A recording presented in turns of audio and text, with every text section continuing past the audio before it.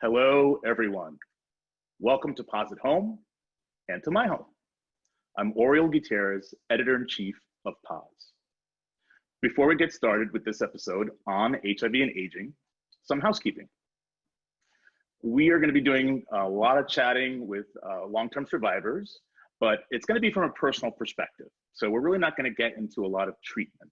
So when we get to questions, which will be at the end of the episode, please stick to more personal perspectives and not necessarily the sciencey stuff. Like I mentioned, we are going to be taking questions at the end, so please submit your questions right at the bottom in the Q&A section, and we'll make sure to get to them.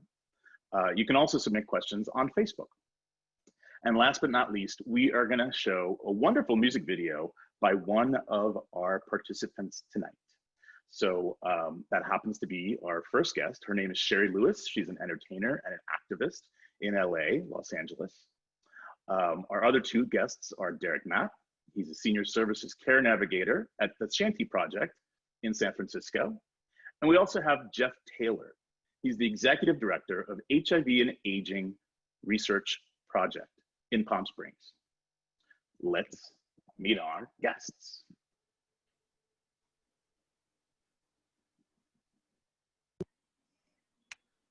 I see you, Sherri. I see you, Derrick.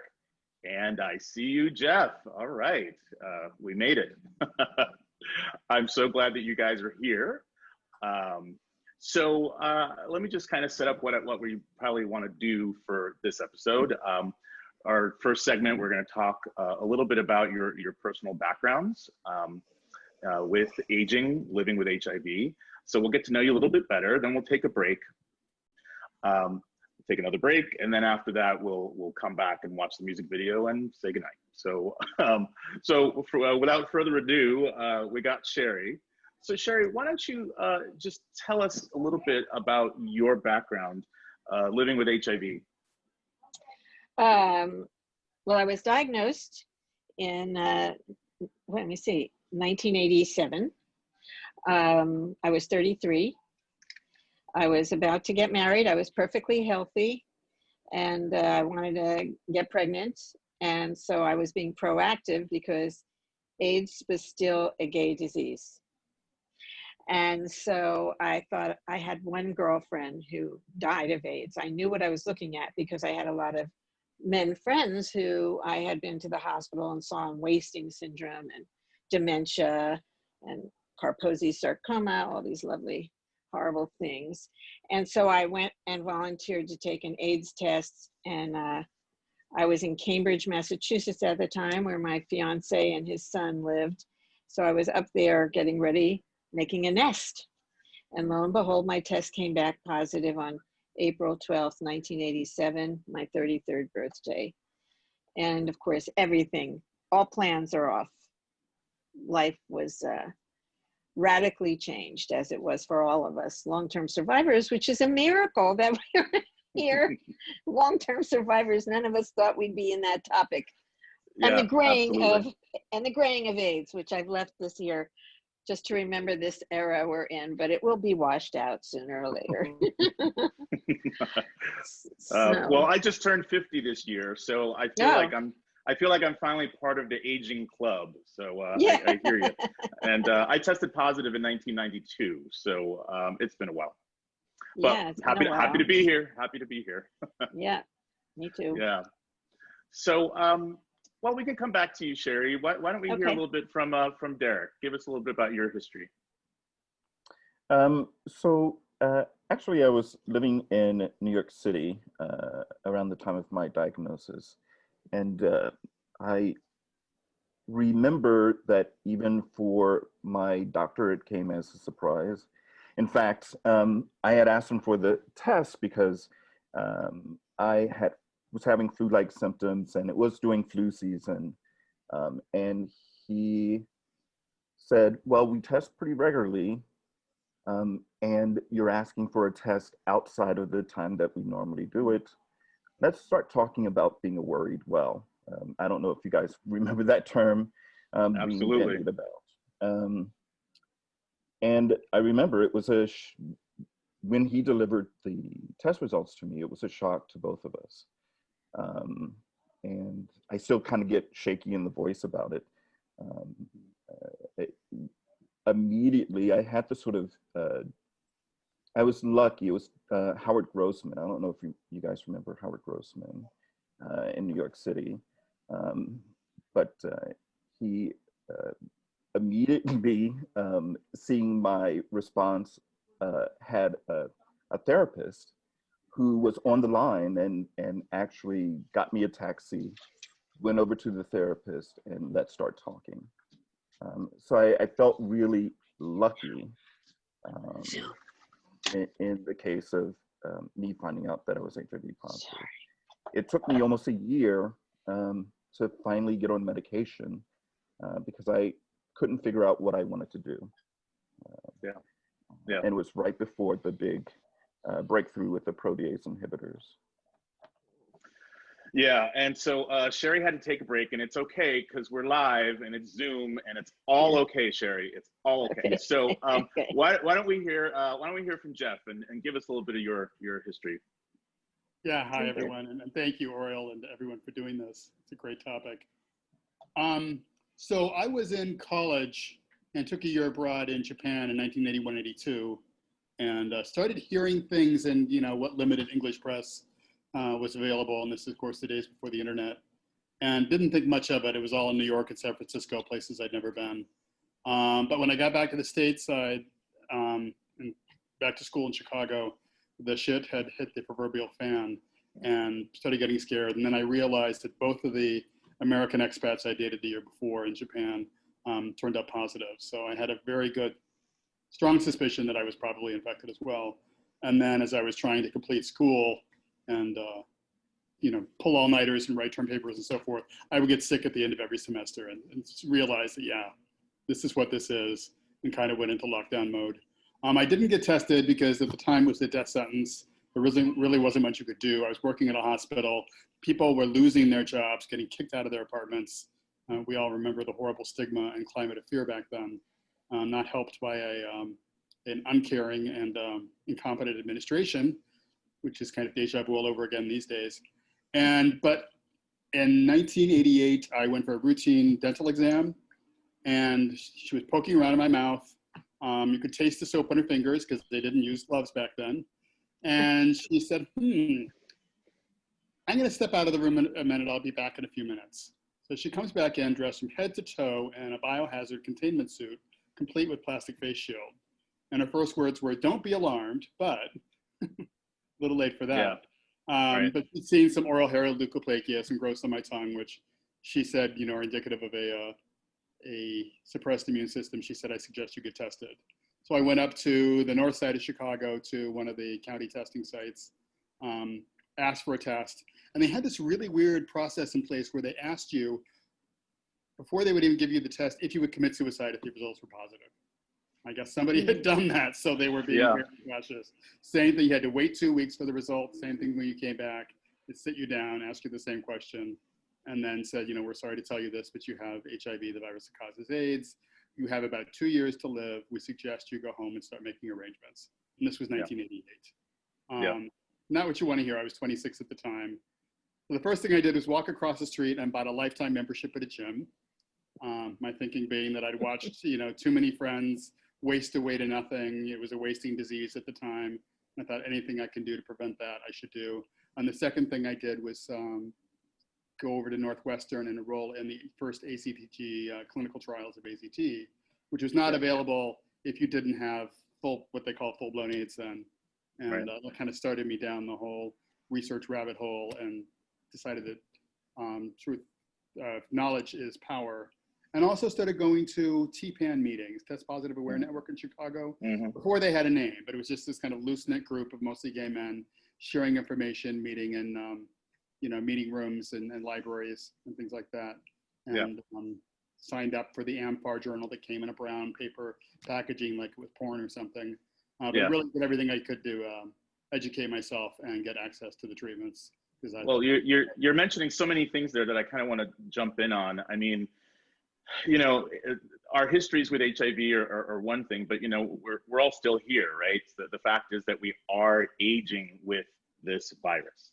And so diving into that a little bit, I mean, part of the aging process is not only what everyone else goes through, but it's you add on the HIV piece, right? So, there are lots of comorbidities, things that we all have to deal with getting older, but also because of HIV.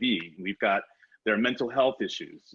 There are issues with our liver, our heart, our kidneys, things that maybe were more common in previous years, but for long-term survivors, for those of us who've been living with the virus for a long time and are aging with it, there are still issues that affect us. I mean, for many people that are aging, lipodystrophy is one of them.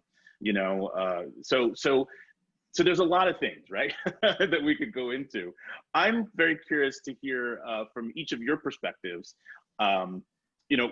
any of that, all of that, none of that, which pieces of those kind of are you can relate to and that you've experienced that you might want to share. And then after everyone kind of goes, then maybe we'll take a break.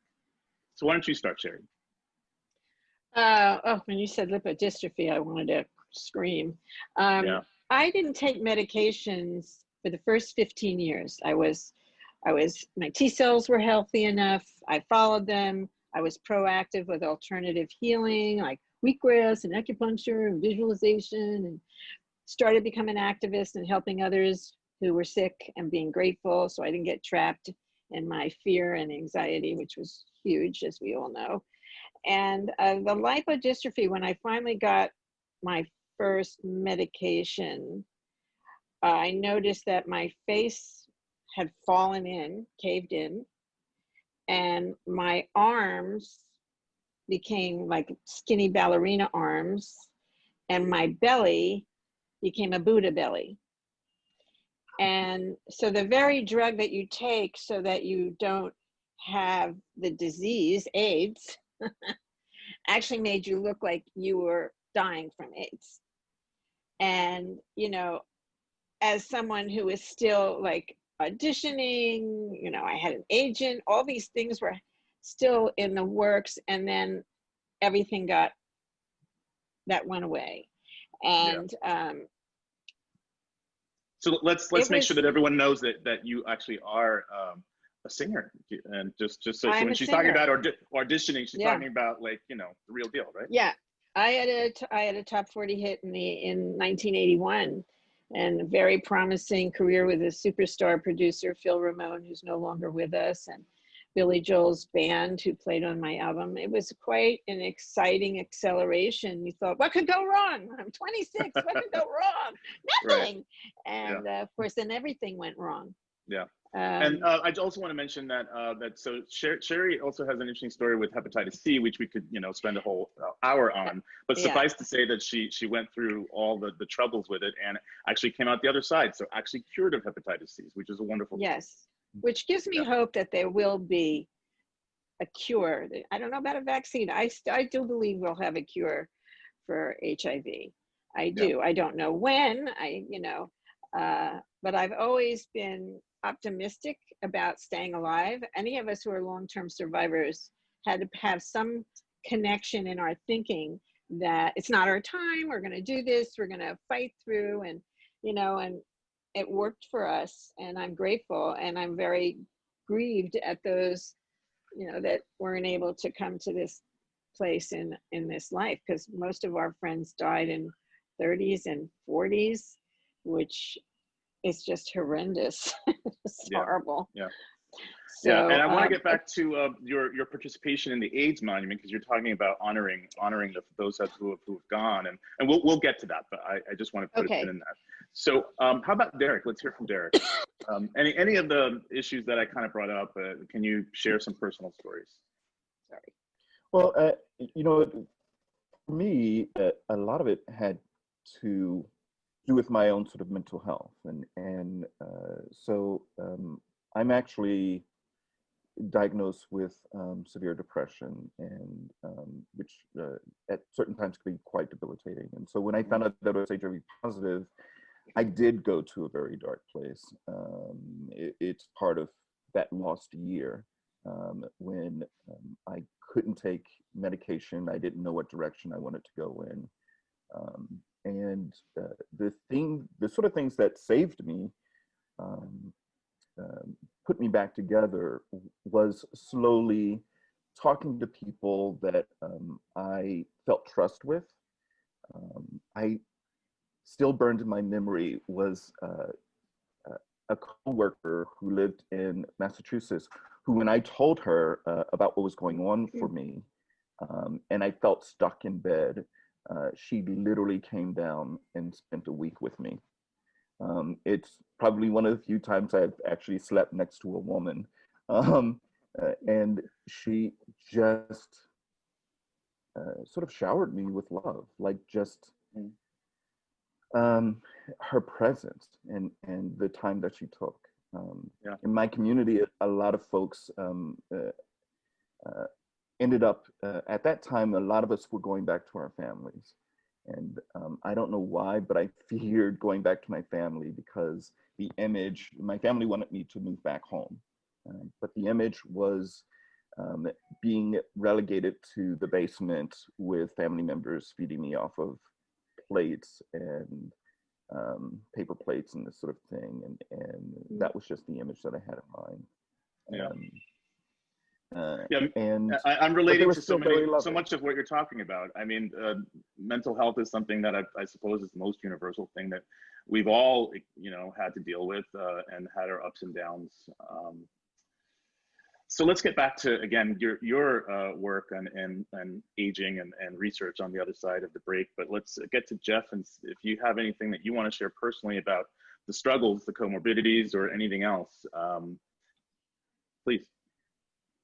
Sure. Well, as I said, the first thing I did was try to get in clinical trials. I was really lucky to get in the first AZT trial for people who were asymptomatic, and also very lucky that I got the placebo the first time around, because, as you know, it was a ridiculously high dose that made people sick.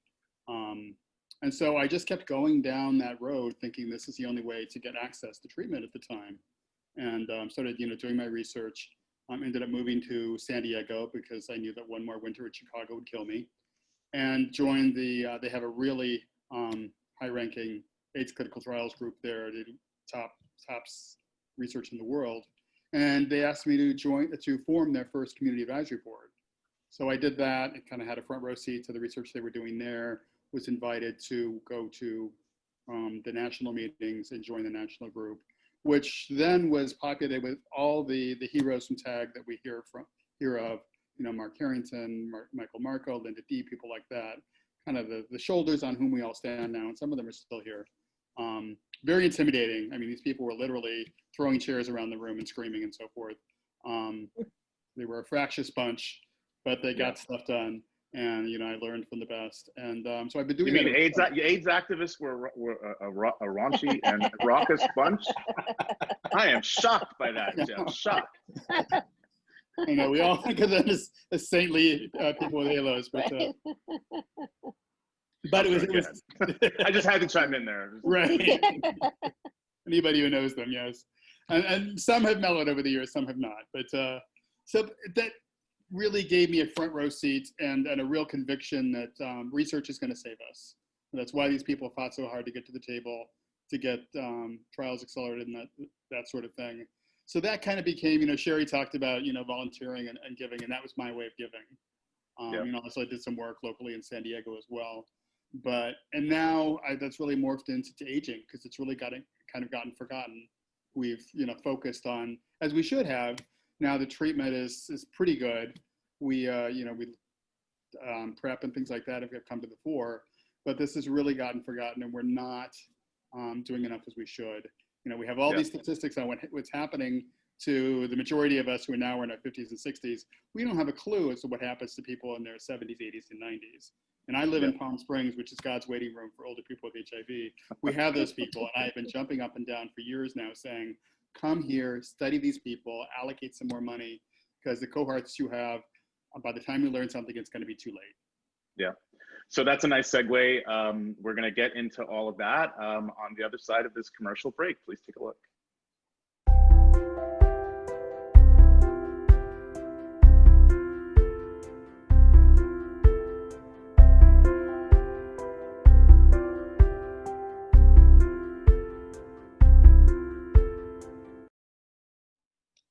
Fantastic. So, Jeff, there you are. So let's pick up on what you were talking about. So that seems to make some segue sense, right?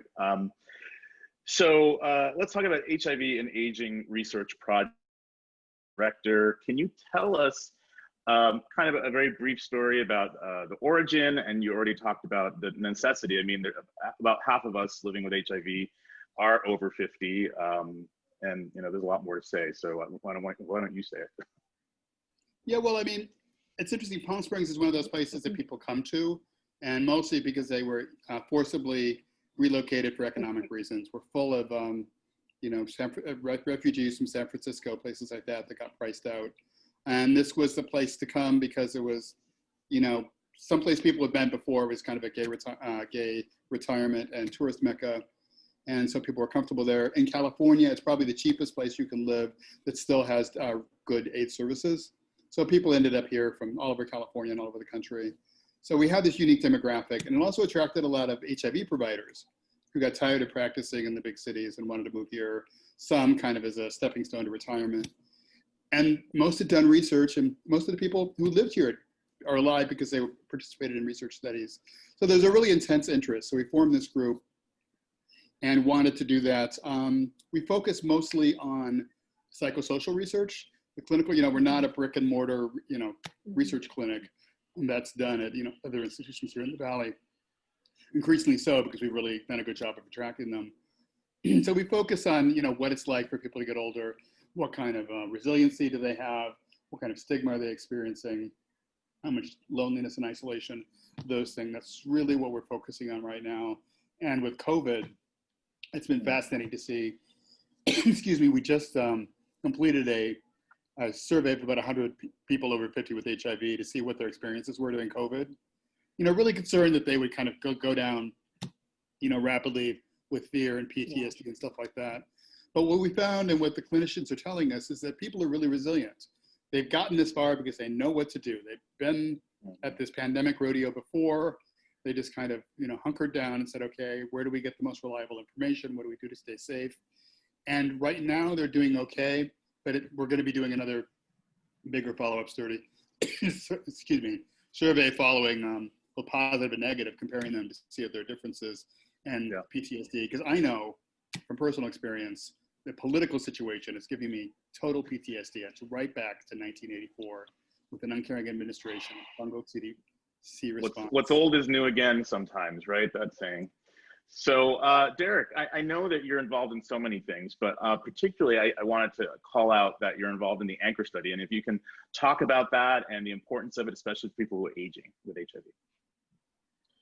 So, and Jeff is a part of this as well. The ANCHOR study is essentially a study looking at HPV-related, they call it HSIL, which are essentially sort of cancerous cells, for lack of a better term.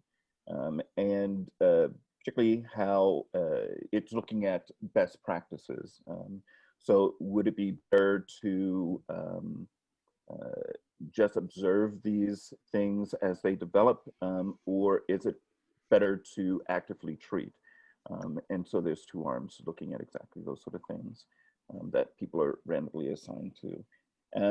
And it particularly for folks that are HIV positive, like this is really important to understand what the sort of best practices might be for this. And you know, Sherri, I know that we talked about the AIDS monument. I want to make sure that you have a little bit of time to talk about it. You're on the board.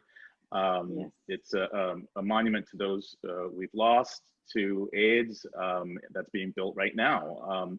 And it's very exciting in West Hollywood. So tell us a little bit more about that. But it's not restricted to just West Hollywood in terms of the stories. It's a full outreach. A lot of the stories, you know, we work together with the AIDS Memorial, which some of you might have seen on Instagram, also on Facebook. And those stories, we have been given permission to, we've sorted through a lot of stories so that we can use those for the monument. And it reaches out to everywhere, you know, everywhere. It's not West Hollywood kind of thing. It's not limited at all. It's a beautiful outdoor structure.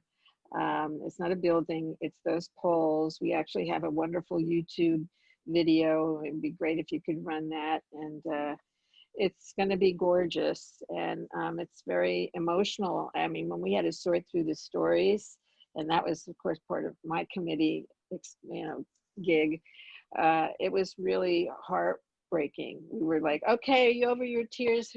Who's going to be in the first round of selections? It was a real rollback, and of course I want to focus on the demographic of women and children that were so badly overlooked. And what saved me in that heartbreak time when all I wanted to be was a mother. Really, I mean, pop star was good. I wanted to go back to my work, but I still sang for benefits, so at least I could sing. But the mother was tough, and I got to do education. I did AIDS education in schools, 150 speaking engagements a year. I was in New England, so you could go to a zillion schools. I was never without my voice to talk to kids, and I helped also recovering women from addiction because I was one. And they're married with children, and it's it's incredible. I mean, they send me thank you for making the point, because I mean, it can't be said enough that women are, of course, a big part of the population of those of us aging with HIV, and they used to say their issues need to be heard. Right, they used to say women died quicker, they develop AIDS quicker, and the truth of that was you just saw them when they were at the end of life stage because they weren't part of the demographic.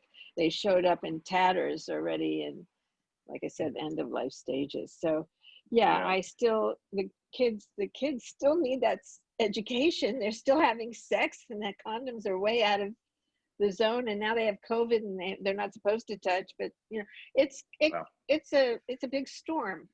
The petri dish of a university and a high school is pretty scary. It is. It's scary stuff, and COVID has taken over our lives, and we're very much trying to push back on that, right? As people living with HIV, although we have other things too to worry about, but certainly COVID is now one of them. I mean, there's so many other comorbidities that we could talk about, like I had mentioned, in liver and heart and kidney and even fatty liver. We didn't really get to talk about that. Maybe Jeff or Derrick, you might have more insight on study on that. If you do, that's great. And I knew Jeff, you would. So,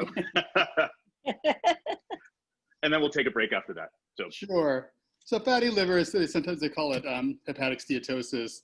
It's something that's increasing in the population because of so-called metabolic syndrome, or basically obesity and diabetes and things like that. And we're seeing it a lot in HIV, even if people don't have those particular comorbidities, although with the weight gain, we're starting to see with new drugs, it's happening as well, and as we get older. And it's been woefully understudied, but there is one company that already has an HIV drug. It's called Egrifta. It's a growth hormone releasing hormone. Oh, yeah. That was approved for people with the protease patches, right? Crick's bellies. Mm-hmm.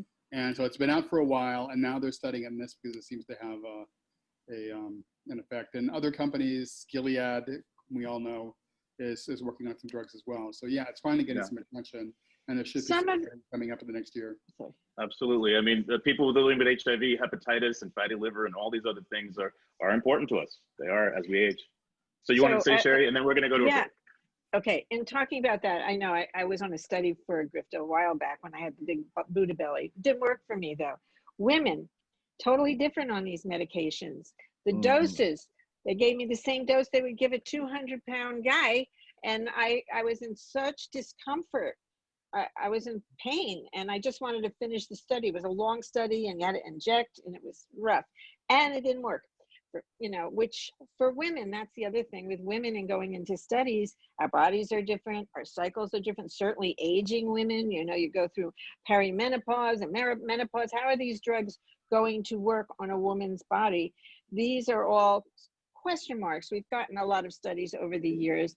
My doctor, Dr. Judith Courier over at UCLA Care Center, I've known her for 20 years now, and I met her in the East Coast when she was just an intern, and we were both new. Hi, I have HIV. Hi, I'm studying HIV. You know, and so we've been on this path together. And hers is studies on women's issues. And I want to say fatty liver. I have my liver checked all the time now that I've been cured, and I don't have a fatty liver, which is amazing. Yeah, no, that's fantastic. And this issue is gonna affect people differently. You know, sometimes medications work and sometimes they don't, and that's okay both ways. We want them to work, but so I think this is a great time for another commercial break. On the other side, we're going to start answering some of your questions. So please, you know, keep asking. I am looking at them, believe me, and we will get into the questions. So let's take another commercial break, and then on the other side, we'll answer your questions.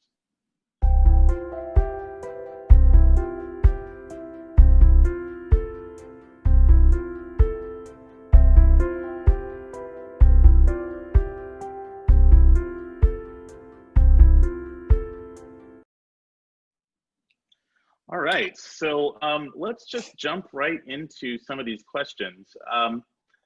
So I see here a question actually for Derrick. So this is a good one.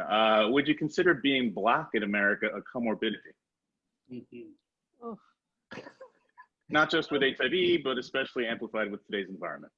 That's the question. Absolutely, and in fact, I often see what's happening today as a pandemic of empathy, lack of empathy, and the things that that we're struggling both with COVID-19, the things that we're struggling with racially, the things that we're dealing with in terms of health inequalities, particularly as a person of color. All comes out of this lack of empathy in my perspective. Yeah, and I'll throw it out to the others. Any thoughts on that? Anyone want to take a bite?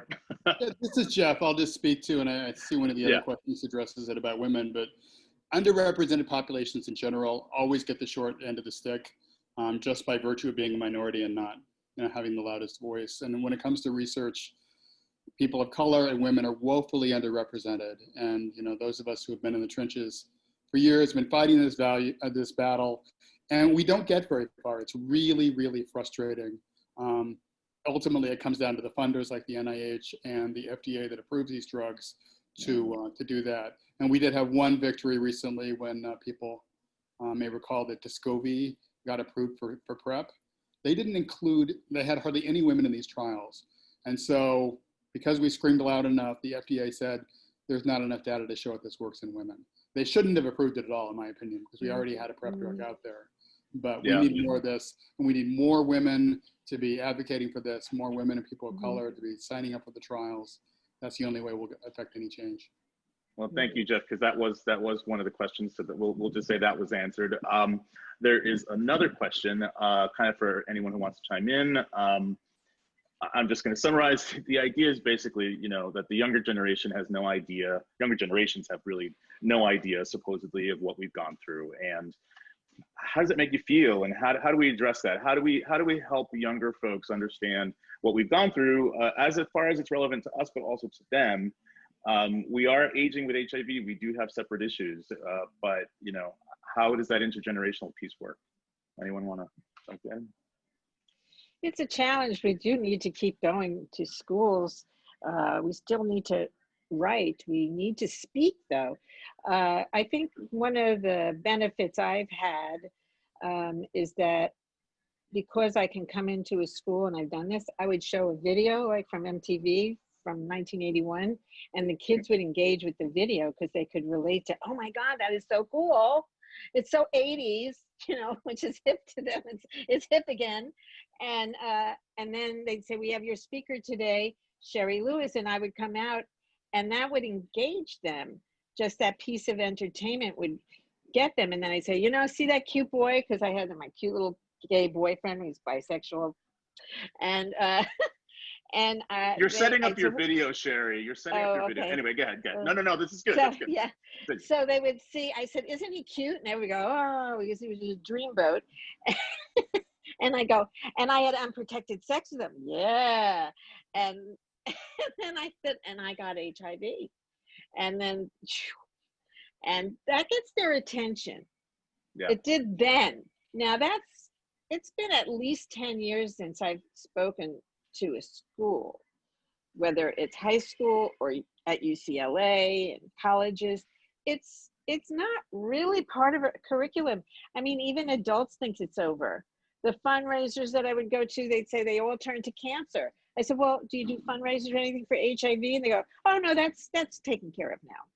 Yeah. So well, that we know always, that's not true. We know that's not true, right? We know it's not true, and that's been the myth since we've had medication.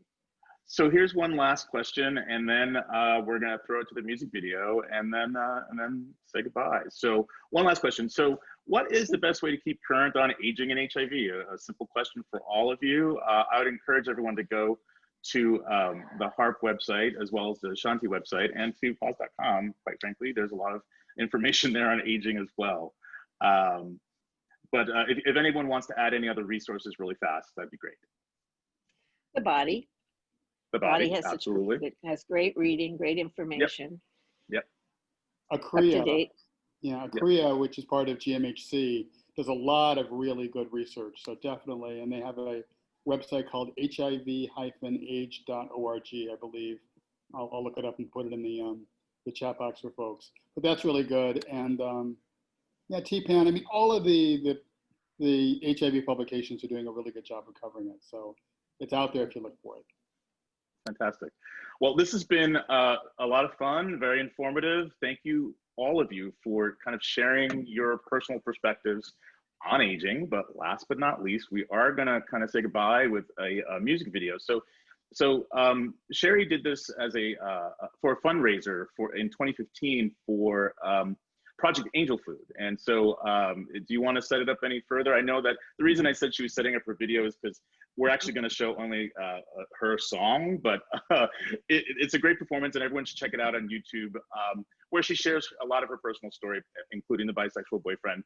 And then she launches into this great song, Being Alive.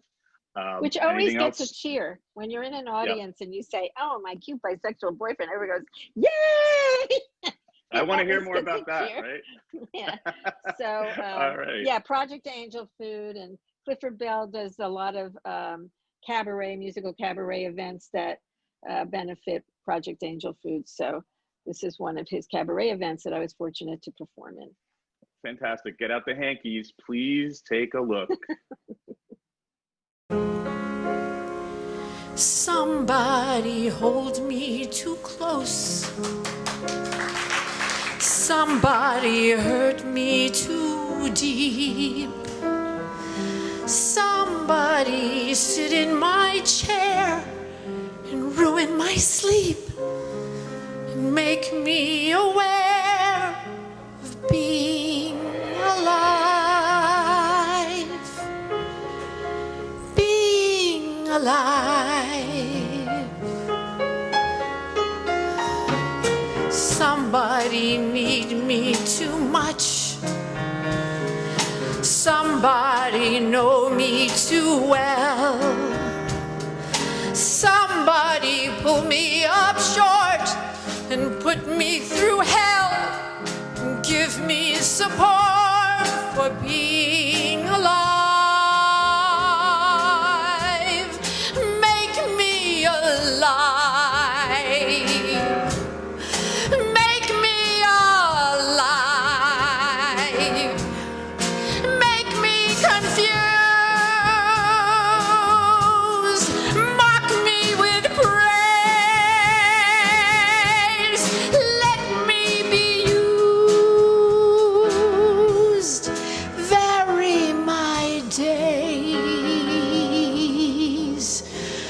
But alone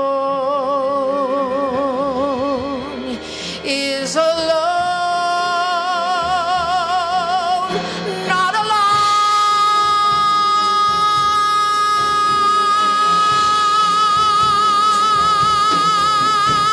Somebody crowd me with love. Somebody force me to care. Somebody make me